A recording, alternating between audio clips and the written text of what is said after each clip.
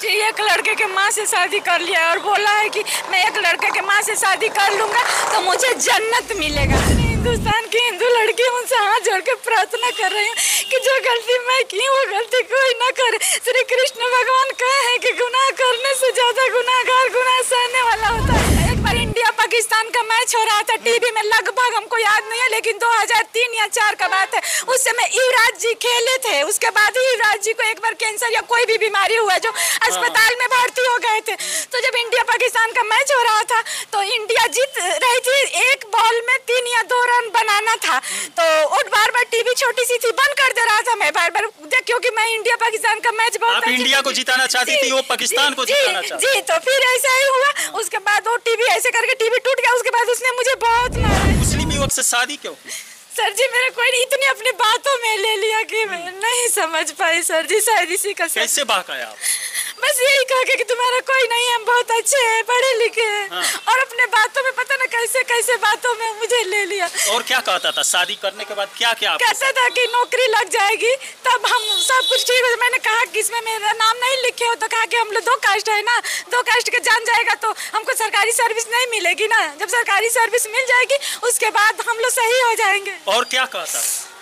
यही धर्म की बातों को लेकर? हाँ, वो कहता था नमाज रोजा भी नमाज पढ़ने के लिए बोलता? हाँ, नकाब भी मुझे पहनाया था इलाहाबाद में। वहाँ के सब मुसलमान लोग हैं, जैसे साकिब के अब्बू है और भी है, फूफा जी है और कलाम भाई साहब है। सभी भाई लोग साहब के साथ में कहते थे कि मेरी मुसलमान औरत है, किसी से नहीं कहा कि मैं हिंदू हूँ। हाँ, उस मोहल्ले में मुझे इसी तरह रखा था। कैसा लगता था उस मोहल्ले में? आप हिंदू, आपके पिता है, आपका परिवार हिंदू है, मुस्लिम परिवार में गई थी तो कैसा लगता? आप तो अपना प्यार मान कर गई थी, प्यार कभी झूठा नहीं होता है। सर इसी का तो मैं सजा भोग रही हूँ सर। मैं पूरी हिंदुस्तान की हिंदू लड़कियों से यही गुजारिश कर रही हूँ कि कोई भी लड़की मेरी तरह कोई गलती ना करे। मैं उसके साथ 16 साल रह के उसके झूठी बातों में मैंने गुनाह किया, लेकिन मैं अब सच का रास्ता चल रही हूँ, इसलिए मुझे इंसाफ चाहिए।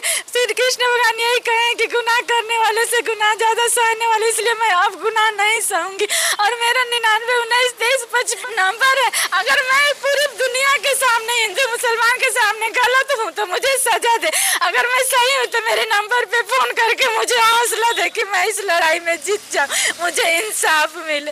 चूँकि लार में इनके साथ घटना घटी है, अब इनका पहले का जो भी मामला रहा हो वह तो बहुत निंदनीय है, गलत किया हुआ है। लेकिन मेरा कहना यह है कि जब इनके साथ मारपीट लार थाने में हुआ है तो लार थाना अध्यक्ष को इनकी प्राथमिकी यहाँ मारपीट की यहाँ दर्ज करनी चाहिए। ये उसके ऊपर इनको मानवता के साथ, वर्दी के साथ साथ मानवता के साथ को देखते हुए इस महिला के साथ न्याय करना चाहिए।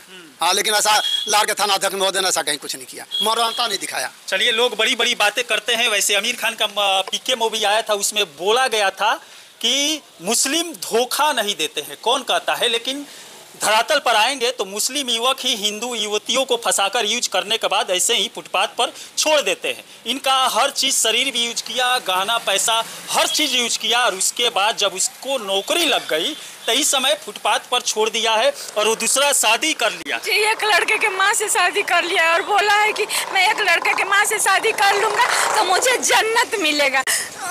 जन्नत मिलेगा? एक पत्नी को छोड़कर दूसरी औरत से शादी कर लिया तो उसको जन्नत? हाँ, उसकी बहन का नाम है कनीज फातिमा। उसको चूहा लोग शादी किया आपसे 2003 में किया था, उससे कब? उससे यही 2018 में छोड़ा तो चुपके से भी किया, इसलिए उस चीज को भी नहीं पता चल पाया। बाद में मुझे पता चला उसका 5-4 भाई बड़ा है।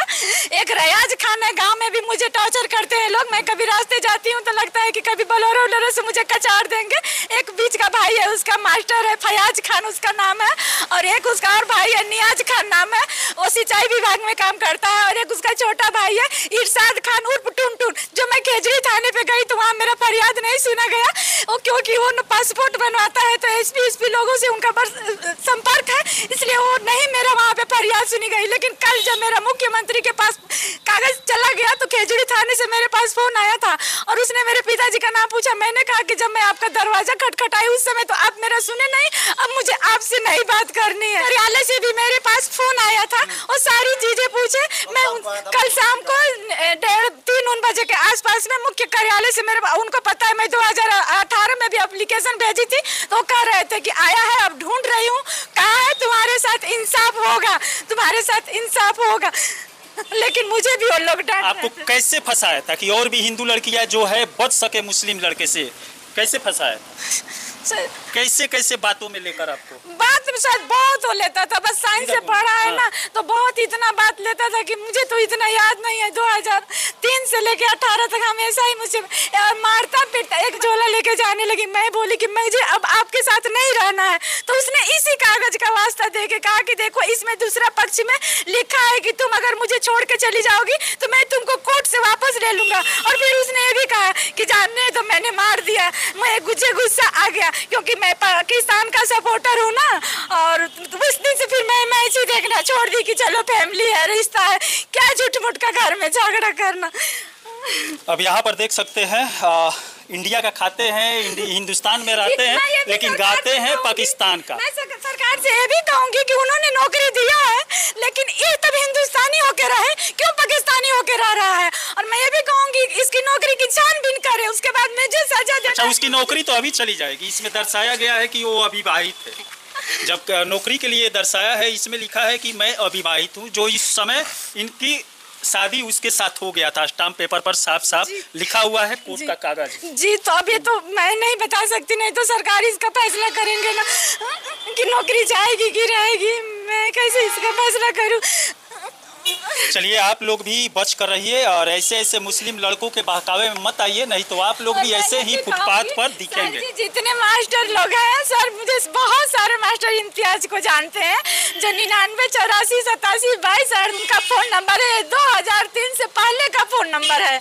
और ये बीच में कुछ दिन के लिए फोन नंबर को मोबाइल बंद कर दिए थे, और इनका पूरा बायोडाटा मेरे पास है। इन्होंने दूसरा बायोडाटा लगा के अपनी नौकरी कर रहे हैं, लेकिन मुझे आज तक इंसाफ नहीं मिला।